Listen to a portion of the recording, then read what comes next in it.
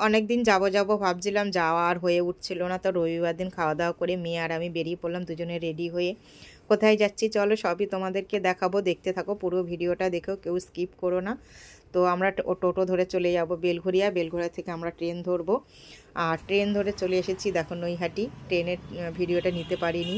তো যাই হোক নৈহাটি নেমে গেছি আমরা স্টেশন থেকে, যেহেতু টোটো স্ট্যান্ডটা একটু দূরে তাই হেঁটে যেতে হচ্ছে। তো সেই জন্য তোমাদের সাথে একটু চারিদিকের এটা তুলে ধরলাম। তো যাই হোক টোটো স্ট্যান্ডের দিকে যাচ্ছি, টোটোতে উঠে পড়েছি। আর আমরা যাব হচ্ছে প্রসাদনগর, 12 বিঘার মাঠ বলে, ওখানে যাব। ওখানে হচ্ছে আমার ননদের বাড়ি। তো টোটোতে আমরা উঠে পড়েছি, দেখতেই পাচ্ছ। আরও ছিল কয়েকজন, 5 জন ছিলাম মোট টোটোতে, কিন্তু আমি আর আমার মেয়েই ছিলাম, আর বাকিরা অন্য তাদের চিনি না আমরা।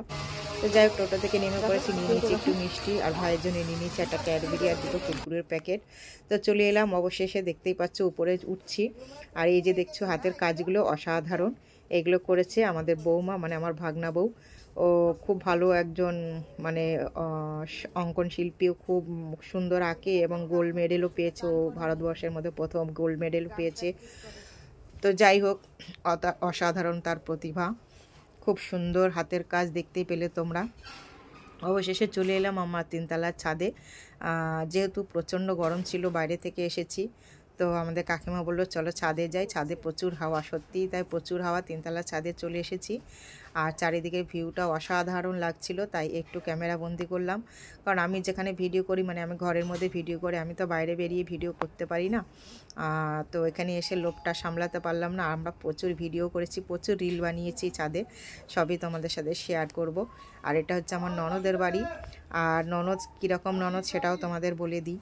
দেখো সব সময় রক্তের সম্পর্কে যে আপন হয় তা কিন্তু না, এটা আমাদের পাতানো ননদ বা দিদি যাই বলো, কিন্তু আমাদের এতটাই ভালোবাসে, এতটাই আমাদের আপন, সেটা আমাদের রক্তের সম্পর্কের থেকেও বেশি। প্রতিটা কাজে, প্রতিটা সব কিছুতে আমাদেরকে সম্মান দেয়, আমাদেরকে ভালোবাসে, কাছে ডেকে নেয়।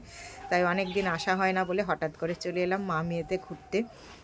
আমাদেরও ভালো লেগেছিল, আরও তারাও খুব খুশি হয়েছিল। তবে আমাদের থাকার জন্য অনেক জোরাজোরি করেছিল, আমরা থাকিনি। তার পরের দিন আমরা মেয়ের যেহেতু স্কুল ছিল, আর আমরা থাকবো বলে সেরকম সিদ্ধান্ত নিয়ে যাইনি। তো যাই হোক খাওয়া দাওয়া করে সব কিছু সেরে আবার বাড়ির উদ্দেশ্যে বেরিয়ে পড়েছি। যেহেতু আমরা বেলঘরিয়া আসবো, চলে এলাম নৈহাটি।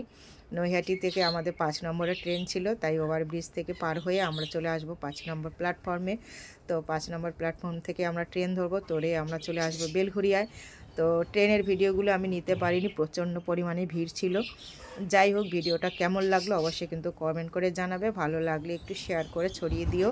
আর তোমাদেরও যদি এরকম কোনো স্মৃতি থাকে প্লিজ একটু শেয়ার করো, কারণ আমার এই দিদির সাথে প্রচুর স্মৃতি, প্রচুর ভালোবাসা, অবশ্যই জানাবে।